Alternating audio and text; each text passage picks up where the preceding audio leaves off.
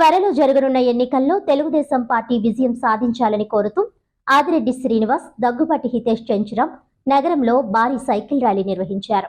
Rajamahendravaram city నియోజకవర్గ TDP, Janasena, BJP కూటమి MLA అభ్యర్థి ఆదిరెడ్డి శ్రీనివాస్ సుమారు 500 సైకిళ్లతో రాజమండ్రి పార్లమెంట్ అభ్యర్థి దగ్గుబాటి పురంధేశ్వరి తనయుడు దగ్గుబాటి హితేష్ చెంచురాం, జనసేన పార్టీ రాజమండ్రి ఇన్ఛార్జ్ అత్తి సత్యనారాయణ తదితరులతో కలిసి ఈ సైకిల్ ర్యాలీ నిర్వహించారు.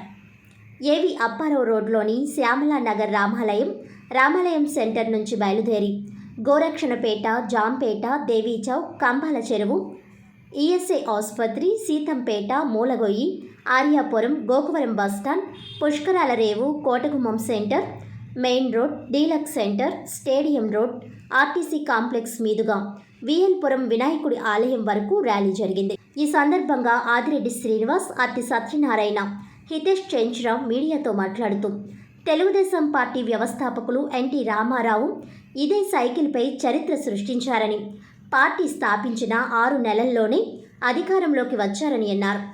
తెలుగువాడి ఖ్యాతిని విశ్వవ్యాప్తంగా చేసిన ఘనత సైకిల్కు ఉందన్నారు. తెలుగువాడి సత్తాను ఈ సైకిల్ చాటి చెప్పిందన్నారు. అదే సత్తాను చాటి చెప్పే రోజులు అతి త్వరలో ఉన్నాయని అన్నారు. ఈ సైకిల్ మీదే ఒకవైపు అసెంబ్లీకి, మరోవైపు పార్లమెంటుకు వెళ్లే రోజులు దగ్గరలోనే ఉన్నాయని అన్నారు.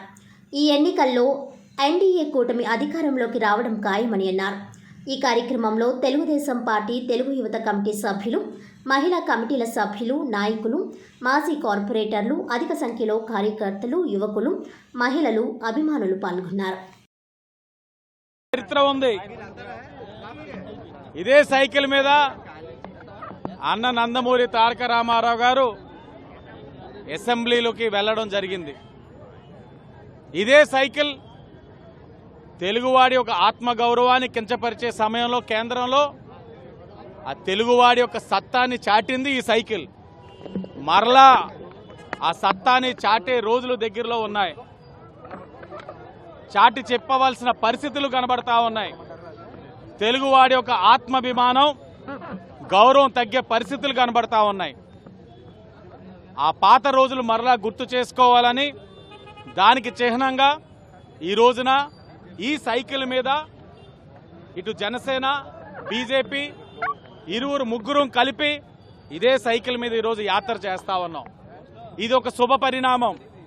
తప్పకుండా ఈ యాత్ర ఒకవైపు అసెంబ్లీకి, మరోవైపు పార్లమెంట్కి వెళ్లే పరిస్థితులు వస్తాయి రాష్ట్రంలో. తప్పకుండా రాబోయే రోజుల్లో తెలుగుదేశం, బీజేపీ, జనసేన ఎన్డీఏ కూటమి అధికారంలోకి రావడం ఖాయం. నమస్కారం. ఈనాడు పైన ఈ ఎన్డీఏ కూటమి అనేది ఏదైతే పైన మోడీ గారు ఇక్కడ ఈ 3 పార్టీల కలయిక ఈ రాష్ట్ర భవిష్యత్తు కోసం ఎంతో కృషి చేసి పైనుంచి నిధులు తీసుకుని వచ్చి ఈ రాష్ట్రాన్ని ముందుకు తీసుకెళ్లే విధంగా ఉంటుందని సభకు అందరికీ తెలియజేసుకుంటున్నాను. అదేవిధంగా ఆ రోజు తాతగారు సైకిల్ పార్టీ పెట్టి స్టార్ట్ చేసిన సుఖ సందర్భంలో ఈరోజు మేమందరం కూడా ఇలానే ఎక్కి ప్రజల దగ్గరికి వెళ్ళి మేము ఏదైతే ప్రామిస్ చేశామో అది 100% నెరవేర్స్తామని చెప్తూ